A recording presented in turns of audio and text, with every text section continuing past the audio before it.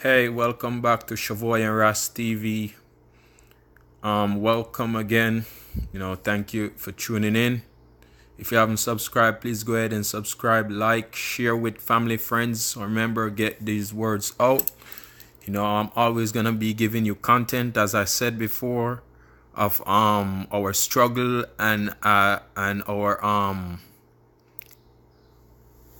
triumphant, over all adversaries. So without further ado, let's watch this together. What are the stereotypes of the 1%?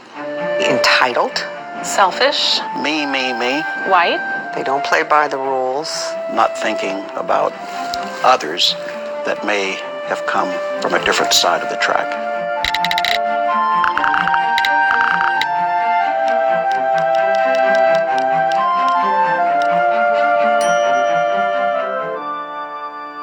the 1%, as you well know, is overwhelmingly white. We're talking about the top tier of Americans who have and own a majority of the nation's wealth. These are people who are uber rich. There are a few African Americans who have made it to that tier, but compared to the number of whites in the 1%, they are literally a percent of the 1%. So why is the 1% so white? It has to do with something called the racial wealth gap.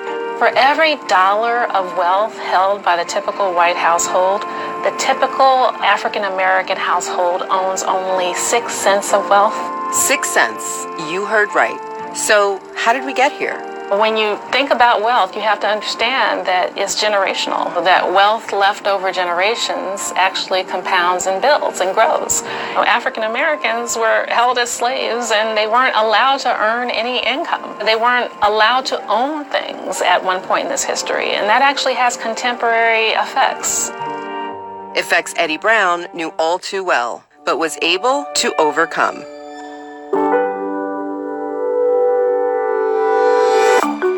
Then we bought the building next door, because since we didn't do that, we bought this.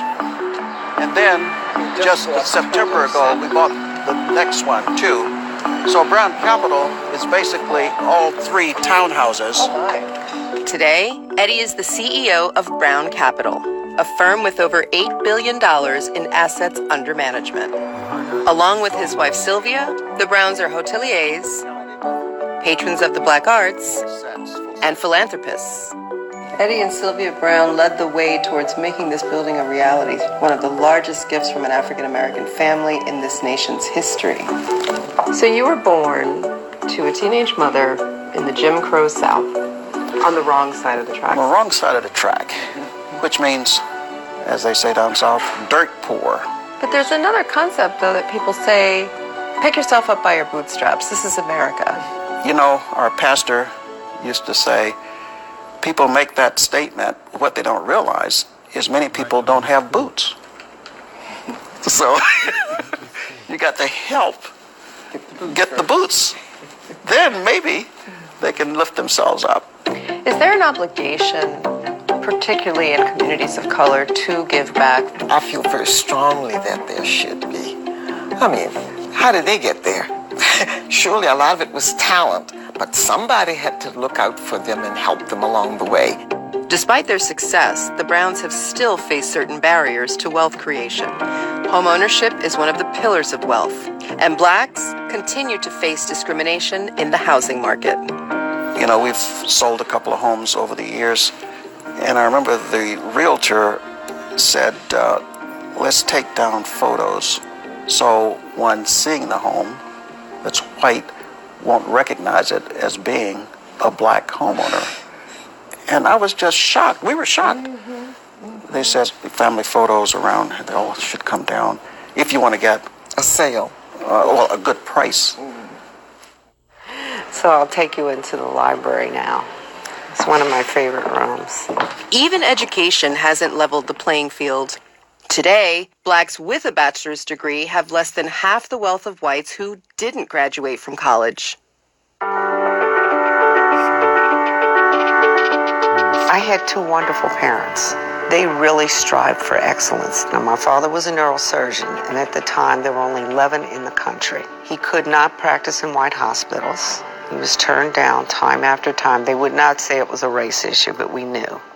Sheila Johnson became one of the highest net worth black women in the United States with the help of a game-changing television network, BET. She helped build BET from 2 hours of programming a week to a major network worth $2.3 billion by the time it was sold to Viacom in 2001. So you are one of the, I would imagine, few black women to own a property like this. Probably. You know, I don't know if I'm proud. Yeah. I'm very proud. Is this more fun than BET? Oh, yes. Absolutely, because I'm in total control. And it took me 10 years to get approvals. Wow, that seems like a particularly long time. It's a story that I think as an African American, they did not want me to do this. And it was the fight of my life. I've never been more frightened in my life.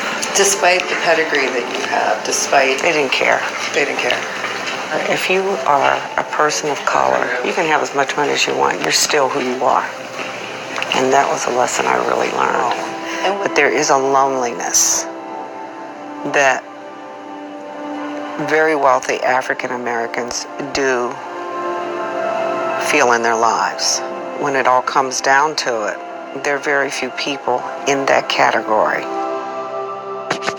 How do we diversify the 1%? I think it's really incumbent upon us who have achieved some modicum of success to make it our business to mentor and to uplift. There's no reason why we shouldn't have more people of color in the 1%, showing that, that their talent can be reflected in terms of financial well-being.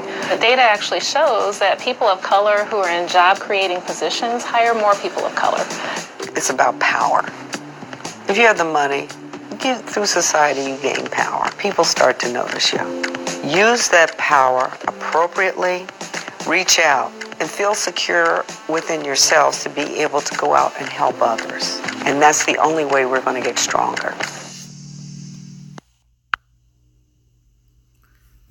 Here we go again with a good video. All right, I got that one from CNN Money Network. I'll be dropping good content all the time. You know, it's Shavoy and Ras TV.